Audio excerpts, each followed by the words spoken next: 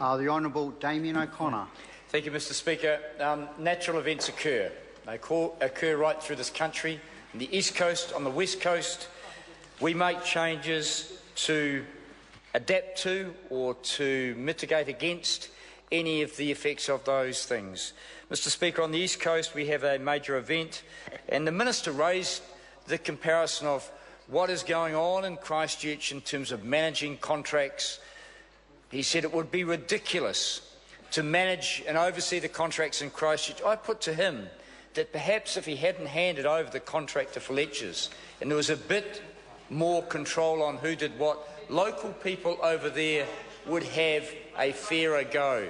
Mr Speaker, on the West Coast he now wants to impose upon our region a possible contract and access to a resource that is one of the few things we have on the West Coast. We use it for tourism, we use it for our natural beauty, for the ecosystems, and occasionally, under sustainable management, we use the logs in the timber industry. Mr Speaker, it's a very fragile Indigenous logging market, timber market, and any logs that come on to that, particularly Rimu, then will potentially upset that market. One of the things that we attempted to do through my SOP was to ensure that this natural event, this one-off event, wasn't going to tip a fragile, sustainable industry on its ear.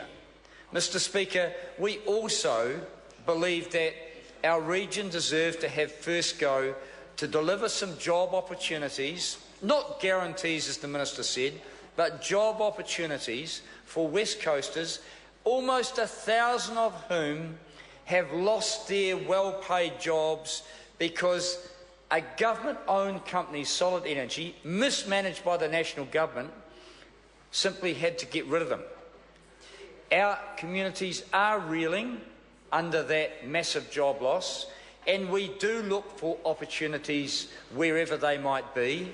That's why, Mr Speaker, the West Coast would like to see some of those logs taken for job opportunities.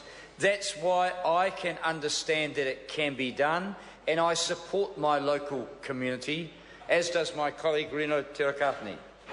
Mr Speaker, but what concerns me is that this government was not prepared to amend this hasty piece of legislation to give more assurance to our region that indeed we could be the beneficiaries of this.